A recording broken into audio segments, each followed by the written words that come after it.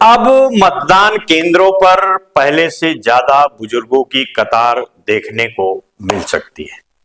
केंद्र सरकार ने पोस्टल बैलेट के जरिए वोट करने के लिए उम्र की सीमा 80 से बढ़ाकर 85 साल कर दिया है।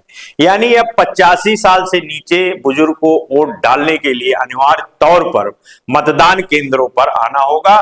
इससे पहले 80 साल के ऊपर के बुजुर्गों को पोस्टल बैलेट की सुविधा मिली हुई थी।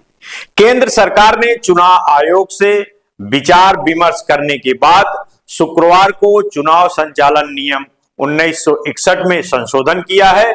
सरकार ने ये बदलाव पिछले 11 विधानसभा चुनाव में बुजुर्गों के वोटिंग पर्यटन को देखते हुए किया है।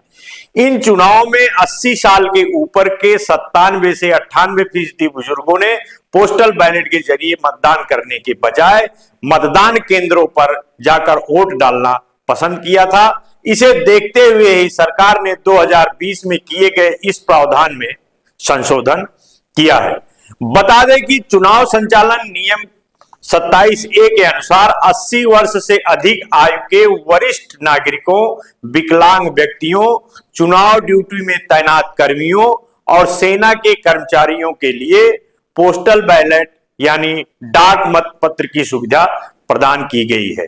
2020 के बिहार विधानसभा चुनाव में कोविड संक्रमित व्यक्तियों को भी महामारी अवधि के दौरान यह सुविधा दी गई थी। मतगणना के दौरान अमूमन सबसे पहले पोस्टल बैलेट की ही गिनती होती है। इसके बाद ईवीएम में दर्ज वोटों की गिनती की जाती है। पोस्टल बैलेट की संख्या कम होती है और ये पेपर वाले मतपत्र होते हैं, इसलिए इनकी गिनती भी आसानी से हो जाती है।